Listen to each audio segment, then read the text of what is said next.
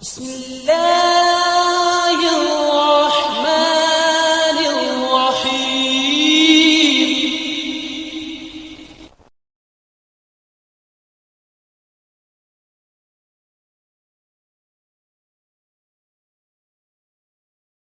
صدق اللہ مولانا العظیم وصلوا علی الحبیب اللہم صلی علی سیدنا مولانا محمد وعلی آل سیدنا مولانا محمد وبارک وسلم وصلی علیہ صلاۃ و سلام علیک یا رسول اللہ۔ گرامی قدر بزرگوں، دوستو، سامعین و حضرات، آج ہم سورہ حجرات شریف کا آغاز کر رہے ہیں۔ حجرات حجرہ کی جمع ہے اور عربی زبان میں حجرہ کمرے کو، رہائش گاہ کو کہتے ہیں۔ اس سورہ پاک کی آیت نمبر 4 میں اللہ تعالیٰ نے حضور علیہ الصلوۃ والسلام کی چوکھٹ اقدس پر آنے والے سوالیوں کو سوال کرنے کا طریقہ بتایا ہے، اور یہ بتایا ہے کہ نبی کریم صلی اللہ علیہ وسلم جب حجرے میں تشریف لے جائیں تو آواز دے کر نہ بلاؤ، بلکہ حضور کے باہر آنے کا انتظار کرو۔ یہ آداب مصطفیٰ میں سے ہے۔ تو حضور کے گھر کا، حضور کے حجروں کا ذکر کیا، اور ان حجرات کے نام پر قرآن کی صورت آ گئی۔ تو کیا عظمت ہے، کیا شان ہے حضور کے گھر مبارک کی، حضور کے اس حجرے کی، حضور کے اس کمرے کی جس میں سرکار آرام فرماتے تھے کہ اللہ پاک نے پوری سورت حجرات کے نام سے قرآن عظیم میں شامل فرمائی ہے۔ اس سورہ پاک کے 2 رکوع ہیں، اس میں 18 آیتیں ہیں، 325 کلمات اور 1476 اس کے حروف ہیں۔ حضرت سیدنا امام حسن بصری، قتادہ، اکرمہ اور دیگر علماء کے نزدیک یہ ساری سورہ پاک مدینہ طیبہ میں نازل ہوئی، احکام کی صورت ہے۔ اس سورہ پاک کا شان نزول یہ ہے کہ قبیلہ بنو تمیم کا وفد حضور نبی کریم صلی اللہ علیہ وسلم سے ملاقات کرنے کے لیے مدینہ طیبہ میں حاضر ہوا۔ جس وقت وہ پہنچے تو اس وقت سرکار نماز کے بعد اپنے حجرہ شریف میں گھر تشریف لے جا چکے تھے۔ انہوں نے انتظار نہ کیا، نئے نئے مسلمان ہوئے تھے، باہر سے ہی کھڑے ہو کے آواز دی، یا محمد اخرج الینا، اے اللہ کے رسول باہر آئیے، ہماری بات سنیے۔ اللہ کریم کو یہ بات گوارا نہ ہوئی کہ میرے محبوب گھر میں آرام فرما ہو اور کوئی باہر سے آواز دے کے بلائے، تو سرزنش بھی فرمائی اور پھر بارگاہ مصطفیٰ میں حاضری کا طریقہ بھی ارشاد فرمایا کہ جب چوکھٹ مصطفیٰ پہ آؤ تو باہر کھڑے ہو جاؤ، تمہاری جرت کہ تم میرے رسول کو گھر سے بلاؤ، انتظار کرو کہ کب آپ باہر تشریف لائیں۔ تم نہیں جانتے، لیکن اللہ کا حبیب تو جانتا ہے کہ باہر کون ہے۔ حضور سے کوئی بات ڈھکی چھپی نہیں ہے، وہ خود تشریف لے آئیں گے، اور جب آپ آئیں تو اس وقت ادب کے ساتھ اپنی بات کہو۔ قرآن عظیم نے ایک ایک ادب بتایا ہے، جیسا کہ ہم نے پیچھے پڑھا تھا کہ اگر کوئی نبی کریم صلی اللہ علیہ وسلم کی بارگاہ عالی میں بات دہرانے کی بات کرتا اور رائنا کا لفظ استعمال کرتا، جب اس لفظ میں سے بے ادبی کی بو آئی تو اللہ کریم نے کہا یہ لفظ ہی ڈکشنری سے نکال دو، اور آج کے بعد جب تمہیں بات دہرانا پڑے تو کہا کرو انظرنا، اے اللہ کے رسول ہم پر نظر کرم فرمائیے۔ اور پھر فرمایا وَاسْمَعُوا وَلِلْكَافِرِينَ عَذَابٌ أَلِيمٌ۔ تم پہلی دفعہ ہی بات غور سے کیوں نہیں سن لیتے؟ تمہیں دوسری دفعہ کہنے کی یہ وہ جو ہے نوبت ہی کیوں پیش آتی ہے کہ میرا رسول دوسری بار کہے؟ تم پہلی دفعہ ہی غور سے سنو، یہ قرآن بتا رہا ہے۔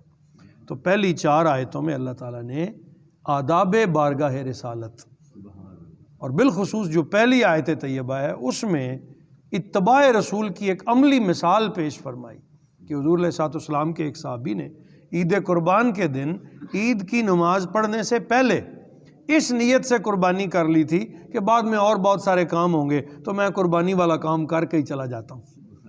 جب انہوں نے قربانی ذبح کر لی اور وہ عید پڑھنے کے لیے تشریف لائے تو سرکار خطبہ کے لیے جب ممبر پہ تشریف فرما ہوئے تو جبریل آ گئے، اے میرے حبیب اپنے غلاموں کو ارشاد فرما دیں کسی کام میں بھی رسول اللہ سے پہل نہ کرنا۔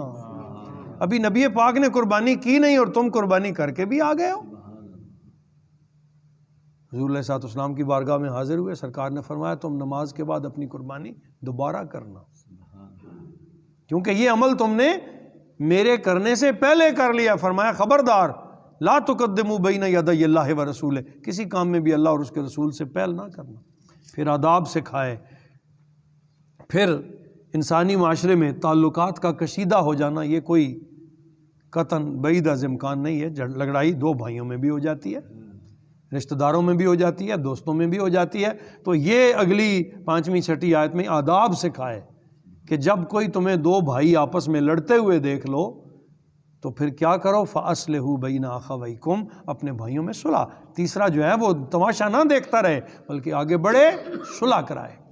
پھر یہ بتایا کہ اگر ایک کی زیادتی ہو تو جو مظلوم ہے اس کے ساتھ کھڑے ہو جاؤ اور اس زیادتی والے کا مقابلہ کرو یہاں تک کہ وہ صلح پہ آمادہ ہو جائے۔ جب وہ صلح پہ آمادہ ہو تو صلح کرا دو۔ پھر اگلی آیت طیبہ میں یہ بتایا کہ مومن کوئی ہو، کہیں کا رہنے والا ہو، کسی رنگ کا ہو، تمام مومن، کوئی بولی بولتا ہو، کسی نسل سے تعلق رکھتا ہو، سب آپس میں بھائی کے بھائی، سب مومن آپس میں بھائی کے بھائی ہیں۔ وہ ایک دوسرے کے ساتھ بھائیوں والا رشتہ رکھتے ہیں اور وہ سب کلمہ طیبہ لا الہ الا اللہ محمد الرسول اللہ کے رشتے میں پروئے ہوئے ہیں، اور یہ رشتہ سارے رشتوں سے بڑا ہے۔ پھر اگلی آیات طیبہ میں معاشرے میں پائے جانے والی جتنی برائیاں ہیں ان کا ایک ایک کر کے ذکر کر کے حکماً ارشاد فرمایا کہ یہ چیزیں آپ آپس میں سے نکال دو، تمام باطل امتیازات کا کما کر دو۔ اسلام کے معاشرے میں خشت اول کی حیثیت رکھتا ہے کہ باطل امتیازات جو ہیں وہ ختم ہو جائیں، کوئی تفاخر نہیں۔ ایک ہی فخر کی چیز ہے کہ تم کتنے دیندار ہو، تم اللہ سے کتنے ڈرتے ہو، تمہیں خدا کا خوف کتنا ہے۔ اسی طرح آخر میں بتا دیا کہ اہل ایمان اللہ کے راستے میں اپنے مالوں اور جانوں سے جہاد کرتے ہیں، جو دین اسلام کو قبول کرتے ہیں وہ اسلام پر کوئی احسان نہیں کرتے۔ تم اگر کلمہ پڑھ رہے ہو تو تم نے کوئی اسلام پر یا اللہ پر احسان نہیں کیا، بلکہ اللہ تعالیٰ کا ان پر احسان ہے کہ اس نے انہیں کلمے کی توفیق عطا کر دی۔ یہ اللہ کا احسان ہے کہ اس نے تمہیں ایمان کی دولت عطا کر دی ہے، تم نے خدا پر کوئی احسان نہیں کیا کلمہ پڑھ کے۔ یہ اس کریم پروردگار کی کریمی ہے، اس نے تمہیں ان لوگوں میں پیدا کیا جو نبی پاک کے غلام ہیں، جو کلمہ طیبہ پڑھنے والے ہیں، جو اللہ کو ایک ماننے والے ہیں۔ اللہ پاک نے تمہیں ان لوگوں میں پیدا فرمایا ہے، وہ تمہیں ڈھور ڈنگر پیدا کر دیتا تو تم کیا کر سکتے تھے؟ تو شکرانہ نعمت ادا کرو کہ اللہ تعالیٰ نے تمہیں پہلے تو انسانوں میں سے پیدا کیا، پھر اس نے تمہیں ان لوگوں میں پیدا فرمایا جو محمد الرسول اللہ صلی اللہ تعالیٰ علیہ وسلم کے امتی ہیں۔ اللہ تعالیٰ ہمیں کامل سمجھ نصیب فرمائے۔ انشاءاللہ کل ہم پہلی 3 آیتیں جو ہیں ان کا ترجمہ اور تشریح پڑھیں گے۔ وما علینا الا البلاغ المبین۔